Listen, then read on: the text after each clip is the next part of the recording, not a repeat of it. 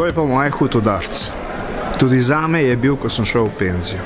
Jaz, kot sem prej rekel, sem delal v taki službi in sem zmeraj rekel, ko bom šel v penzijo, zame življenje ne bo problem. Ko sem šel, sem bil hudo razočaran nad višino svoje penzije.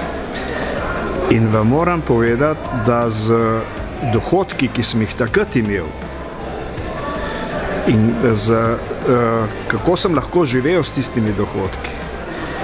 In pa, ko danes poslušam, da je prag revščine tam 620 evrov, če sem prav slišal,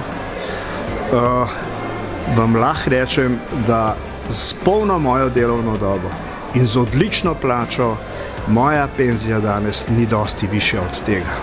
In se približujem tudi sam pragu revščine zaradi tega, ker penzije ostajajo tako, tistih par procentov se v zadnjem času komaj dvigujejo.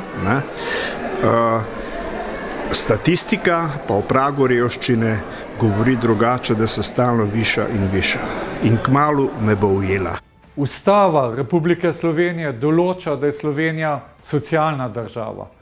Kako nekdo, ki je delal 40 let, je lahko pod pragom revščine? Mi to želimo odpraviti.